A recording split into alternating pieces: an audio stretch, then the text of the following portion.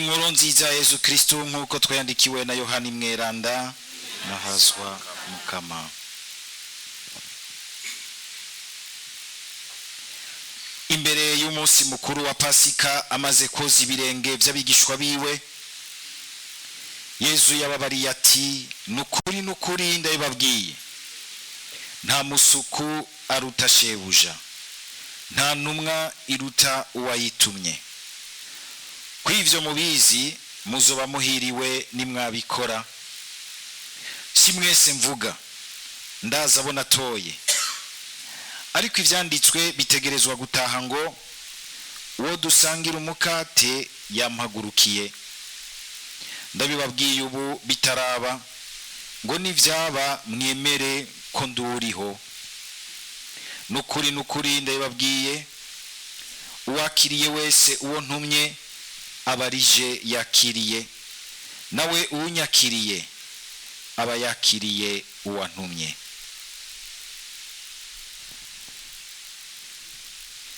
Iryo ni ijambo ry'Umukama.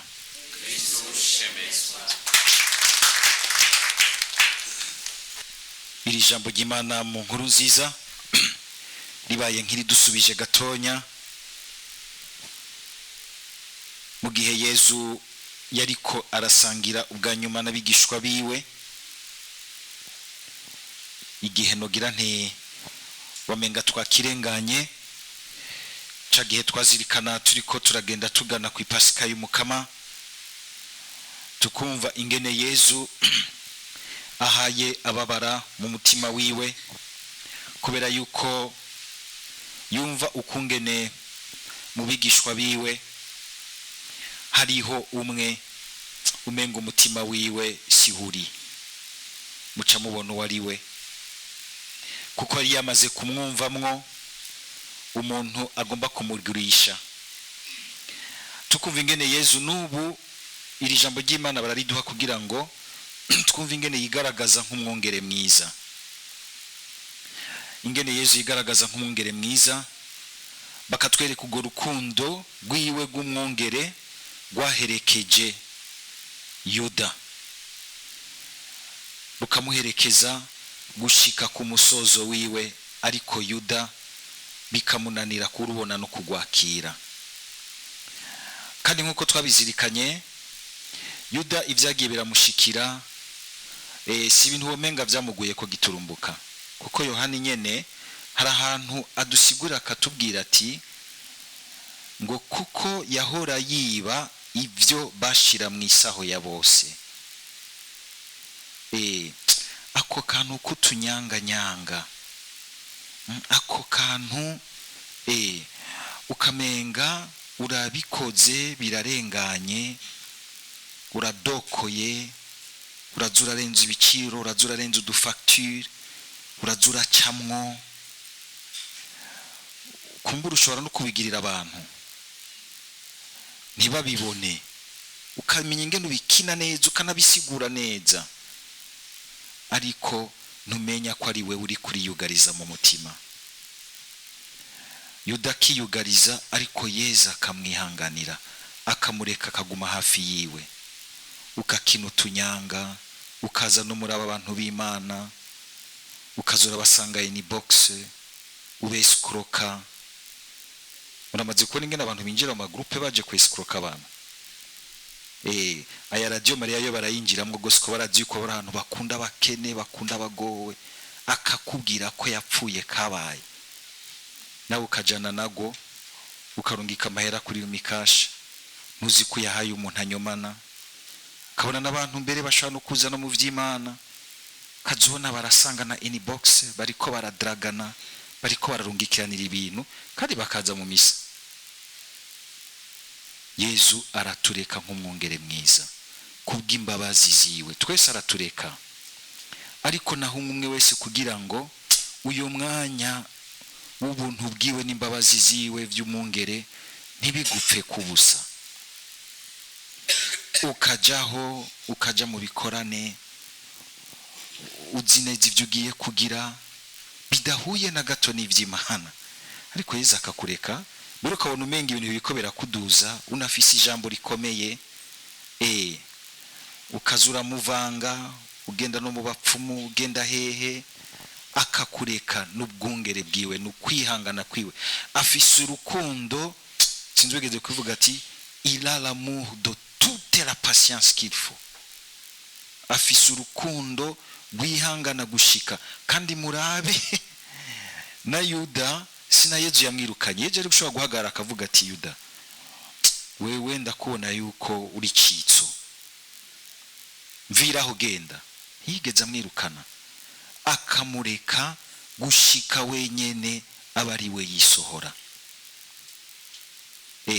murabona no ngaha muri Radio Maria kabona abantu menga baje gukora ubutumwa mugabo kabona umenga ntafise umutima w'ubutumwa ukazosanga ukungene nyine ibintu by'Imana bitunganije hano wenyene yari isohoye n'igihe atisohoye akibaza yuko ariko arabikina mugabo kazoza ubona umunsi umwe harabo twagiye turafata kabona bahindaguye utunaturiya nitwirirwa turabavuga ku mugaragaro kwari kugira ngo mumenye yuko hari abantu barabumva umenga iyo ndabisiguye umenga birabatiri mu kije bakibaza yuko umenga no muri Radio Maria hari abamarayika gusa oya ahubwo nabo baraza Imana irabareka kugira ngo ibaha akaryo ukaburi ngaho rero ugikorera ngaho gutyo ntupfisha akaryo ubusimane guhaye n'ubuntu n'imbabazi vy'Imana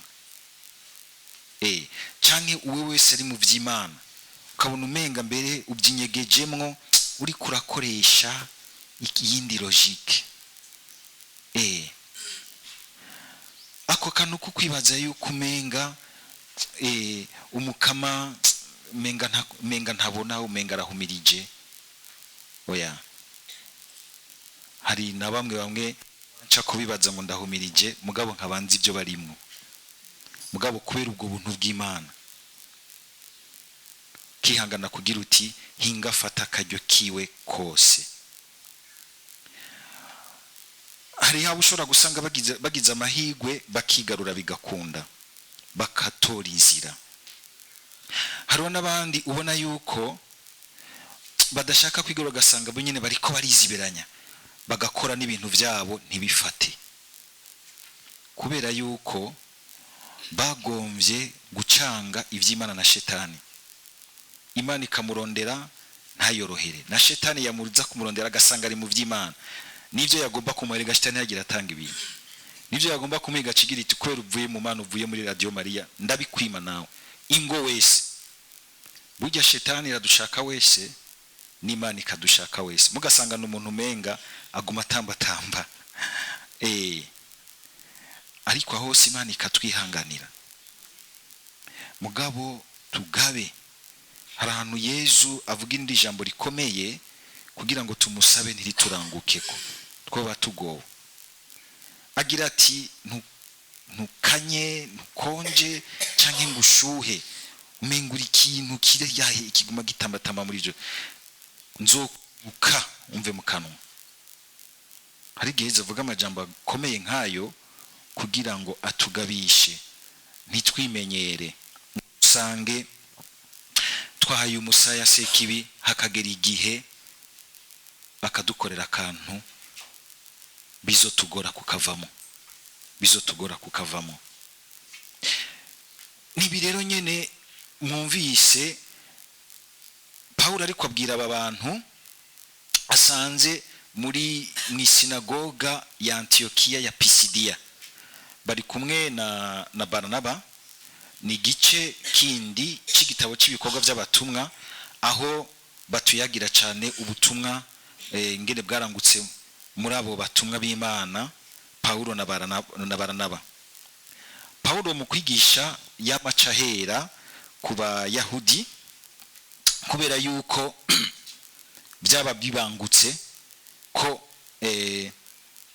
agira hahera akabumvisha kw'Imana yabagendeye muri Yesu Kristo irabarangurira imihango yose yabemereye kuva kera kuva kuri sekuru wabo Ibrahimu ko yabiranguye muri Yesu Kristo mwumvise ingene yagiye arabibutsa mudoshima ko ariko abwira abantu b'Abayahudi arabanza akabibutsa ibintu byo mu bwuzure bwa kera erega iyo tugiye kuyagira Imana abantu nivyo naho baba barabapagani imbere, si ukuvuga yuko tuzokumva yuko n'igihe Pawulo agendera abapagani arabanza akabumvisha ati hariho ibintu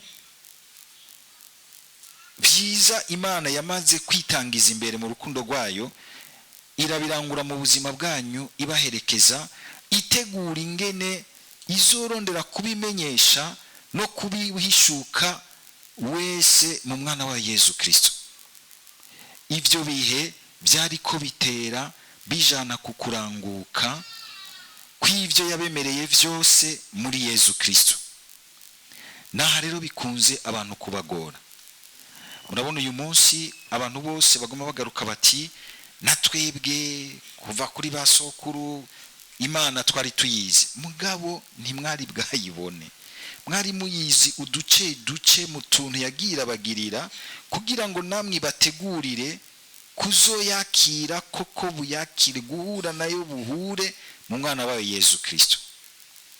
Umwana wa Yesu Kristo ntihagira umuntu numwe twemerera mu bwenge no mu mutima wacu yuko yofata ngo Yesu Kristo ngo agiye kumunganisha na Buddha, ngo agiye kumunganisha na Mahome, ngo agiye kumunganisha na Confucius, ngo agiye kumunganisha na Kiranga. Wapi! Nimba hari ibyiza byo bavyaraciye kuri abo kwari ukugira ngo bibajane kuri Yesu Kristo. Na Paulo harabahanuzi bemera nka Musa gose ba Eliya, mugabo ntahanganisha Yesu nabo bahanuzi.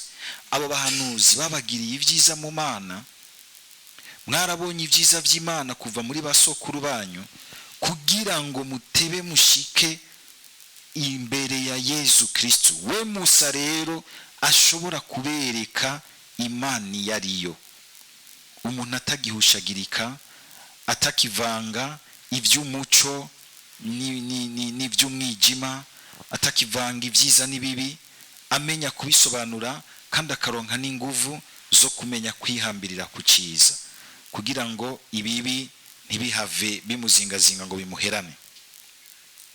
Naha rero yavuze ijambo rinakomeye cyane kagira ati nuko ndababwiye uwakiriye wese uwo ntumye aba yakiriye jewe, nawe unyakiriye aba yakiriye uwantumye. Ayo majambo arakomeye. Kumenya kwakira Yesu muri ekleziya yatumye kubwa bose, kumenya kumwakira. Kandi tugabe muri bino bihe hari ibintu byinshi kubera n'amagara make yigaragaza muri ekleziya no mu bantu b'ekleziya, ugasanga abantu bizanya gapfungu ko kubananira kwakira Yesu Kristo, kubananira kwakira Yesu Kristo kubera yuko bidushikira ntitugaragaza ubwiza n'ubuni nahazwa bwo wadutumye. Mugabo ntikibuza yuko uwadutumye ariho kandi ari muzima kuri abo bose bamuronderana urukundo. Dusamukama kugira ngo kuri abo bose yatumye, abo bose nogira nti twese mbere kuko ngo wabatirijwe wese n'umutumwa. Kwama twumva yuko hariho responsabilité nini nyadufise yo kugira ngo wundi ashobore kumva yuko Yesu abaye muzima kubwiwe, kukungene umenya gutwara neza urukundo rwiwe mu bandi. Umukristo mbere uzomubona n'igihe anagushaye ko akumva yuko ataguseruriye neza Yesu ko yabitegerezwa, arumva ko acategerezwa kugusaba imbabazi. Mugabo hari abakisomora mbona akajaho agatirimuka ku wundi cyangwa akaguma no gutirimutsa uwundi, yagira ati none wewe gute we nuri umukristo? Na Yesu arabizi ko turabana, ngo nanguriga ngo turabantu mugabo nivyo, ariko twategerezwa kuba abantu muri izo nzambya zibumba bibuka yuko bagira nogira ntumwitwarariko bakiyubara. Rero kubera ari abantu bakiyubara kugira ngo bagumane umwitwarariko wo gutwara urukundo rwa Yesu neza mu bandi.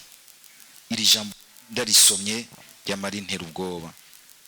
nukuri nukwinde yababwiye uwakiriye wese uwantumye abarije yakiriye, nawe unyakiriye aba yakiriye uwantumye. Urumva yuko igihe userutse imbere ya mugenzi wawe, igihe uri kuraganira na mugenzi wawe, igihe muri ko murapanga ibintu, muhana imitwe, muharura ibintu biriya mu buzima, muraba inyungu z'ubuzima bwanyu, muraba ibintu biriya, yuko wumva ko uri nk'uwatumwe na Yesu Kristo hambavu ya mugenzi wawe.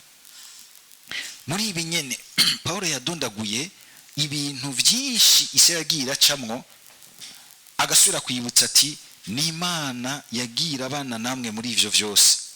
Bigomba kuvuga yuko nitubifate minenegwe. Igihe uriko menya yuko igihe cyose uhuye n'umuntu ari mu ishusho y'Imana, hari ahantu ubutumwa bugere bukoreke, hari ahantu utegerezwa guhagarara nk'uwatumwe, nk'uwashizwe mu rukundo rwa Yesu Kristo ushiriye abandi. Niko ngaha Paulo abibukije ikintu cy'ukungene mu bwuzure bwa kera bitwararika n'Imana yabatwarira umwitwariko ngaho wo kumva yuko ari Imana y'igihugu cyose. Wamenga igihugu kirafise iteka rikomeye cyane ku buryo bw'uko byanagora kumva iteka ry'umwe wese. Iteka ry'umwe wese nuko ribaye iteka ry'igihugu. Yesu mugabo akaza agira ati nivyo, ariko mwumve n'iteka ry'umwe wese. Uyu munsi hari igihe tugomba kumva iteka ry'umwe wese, tukibagira yuko dutwawe mu gihugu. Ugasanga ari ibintu tubamwo mu gihugu rero ukamenga ntaco bivuze. Mugabo Paulo yabigarutse ko nk'ibintu Imana yagira abanamwo n'igihugu cyane. Numvise ngene yabibukije akagira ati, Paulo ava hasi akiriza ukuboko ngo bahore, avuga ati bantu b'Isirayeli namwe mwubaha Imana, tega amatwi Imana y'Isirayeli yaratoye basokuru.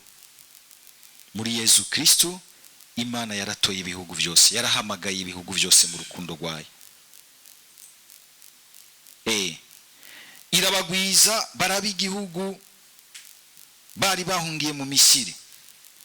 Uku kugwira sukugwira ngo abantu bacike ubunyegeri babe benshi, babure naho bajyama, gushika naho mu kujyama harabajyama nka saa moya gushika na saa 5, abandi bagashika na saa 5 gushika saa 8 z'ijoro, abandi bakava saa 8 z'ijoro gushika saa 12 z'ijoro. Ukugwira sukugwa mbere umukama agomba kuvuga. Nivyo harimo no kugwira mu giharuro, ariko no kugwira mu buzima. Kuko icyo gihe baragwiriye baratera imbere gushika naho Farawo nagira ubwoba. Hari abantu batega ubwoba n'iterambere ry'abandi, bagatangura kuvuga kugira ngo babasuke ko umucafu. Byabikuye kuzimu, mwari kumwe. Niba bikuye ikizimu wamenye gute? Ubwo ntimwari kumwe. Ugasanga umenga hari abantu wamusanga umenga baratega umutima mubi n'iterambere ry'abandi giza. Baragwira, bararondoka, baraba igihugu kirimo ivyiza, ariko Farawo arabacunya agomba kubasubiza mu busa. Imana irabakura mu buja. Igihe cyose umuntu agwana yikura mu buja, hari ubuja bukomeye cyane. Iryo jambo ndazi ko muri bamwe bamwe ricari vyuringu ingorane zo muri 2015. Mugabo suko 2015 yabayeho yuko iryo jambo ricari vaho. 2015 yaje inyuma y'iryo jambo. Nta kuba umuja. Ndarisubiyemwo. Suko umuja wabijya bya politike gusoya no mu mutima wawe. Je ndarivuze mu ntumbero yo kugira ngo niwemere gusubira kuja kariri nabi. Umuntu akakwemeza yuko uwundi ari mubi kuko mudasangiye ubwoko, mudasangiye intara, mudasangiye sinzi bikina biriya. Ubwo n'ubuja bubi bugomba kukwiba iteka ryo kuba umwana w'Imana. Ntiwigere usubira hiyo. Ivyo bintu biracariho. Dora twumva abantu baza kuturira tugira bati jewe ari abantu bandembeje kuko nubakanye niyo tudasangiye ubwoko. Bakagomba gusambura Imana yubatse kuri altari yayo kubera ibihe bya politike. niwavyemera uzosanga usubiye mu buja, uzubugiye kujakarira amacakubiri usumba gukorera umukama yakumvishije yuko wundi ari mwene wanyu. Abantu bose baja kwica bakoreshwa mu biki byo kwica, bakajya amafaranga arimwe amaraso y'abantu, bakinjira mu matongo n'amazu barinze gusesa amaraso y'abantu, uko no gucika umuja w'inabi. Igihugwana kugira ngo rero ntusubire ngaho, igihugwana n'icyaha cyagomba kukugira umuja wacu, umenye yuko hari ahantu uri kuraba uw'Imana, uri kuraba igihugu cy'Imana. Imana irababungabungira baherekeza mu bugaragwa. Igihe nawe umenya kuba hafi umenga ari mu bugaragwa amerewe nabi, ugafasha kubungabunga ubuzima, ugatabara ubuzima, rimwe rimwe ukanarengera n'ivy'iwawe, hari ahantu uri kuratuma Imana n'ubu igaragaza ubuntu bwayo n'imbabazi zayo. Nibi bindi byose yavuze, anaragira mbere anavuga nibi bintu byose Imana irabatorera umwami. Tugire Kristo. 2027 yageze, hari abamaze gutangura kwipanga, mwamaze kuvyumva. Hari abantu bibaza yuko umenga gutora umukuru w'igihugu, gutora abaturongora, ukamenga n'ibintu Imana ataco biyibwiye, ukamenga politike ntaco biyibwiye. Mbere bamwe baburuka umenga ni ikintu gihumanye, mbere bagaca bagira bati ntimubivuge, turekera ico kintu cyacu gihumanye, ibyo mwisakrisiya gusa, kubabwira abantu ko Imana ibakunda, guma mwizeza abantu nk'akamogi mubahaye,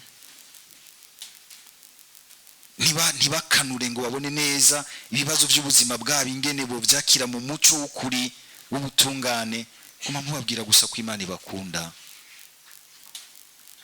Ubwo rukundo ntibashake yuko rubu butungane, ntibashake yuko rubu gusangira, ntibashake yuko rubu kwitwararika inyungu ya bose.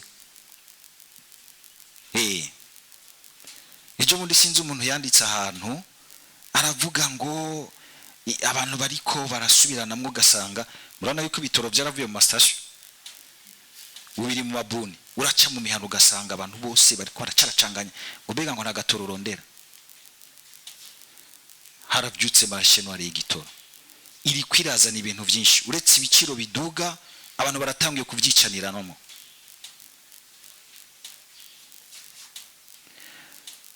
Kubera iki? Kubera yuko tutigera tutashika hano twumva yuko ijya Mana twashize imbere yuko ari idutuma tworinganiza ubuzima bwacu bwose, kugira ngo nidusange turiko turicanira, ahubwo mu bintu byategezwa kudufasha tukagiranira neza, tukumvikana nk'igihugu cy'abana b'Imana. Ntibaze yuko igihugu cy'abana b'Imana cyumvikana gose mu bikorane no nga cyo birasanzwe uko biba biri mu gisabisho nyene, ahubwo ahantu hakomeye byumvikanira ni hariya hanze. Iyo muri ko murapanga ibyashara n'undi, iyo uri kuratunganya ibintu bya Radio Maria, iyo uri kuratunganya bijya bintu bagushinze, aho niho hakeneye kuboneka yuko uri umwana w'Imana, ukuzi yuko ubwo buzima bwo ngaho bwose Imana ibwitwararika, ibufise kwijambo. Nakajyo keza ro kugira ngo aya majambo y'Imana tuko turayazirikana, tuyashitse kure, nituze turayaheza gusukungire tuyasomeye hejuru, tuzosanga avuga ubwo buzima bwacu bwose bwa misi yose. Uko rero twihenda tukagomba umenga tugomba gukina Imana, tugomba gukina abandi, tugomba kugira imicezo ya ndani bimwe bakemwo ntibabona, cyangwa ibintu byose bya ndahabona ni jewe ndabizi, ukirengagiza mwene wanyu, ukirengagiza inyungu rusangi ya bose, ihezagira ikaduza bose.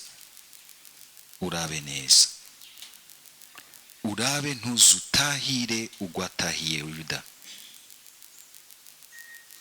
Birakomeye mesherizami. Amajambo y'Imana tubwira ati reka kuba mufyinata ku buzima bwanyu,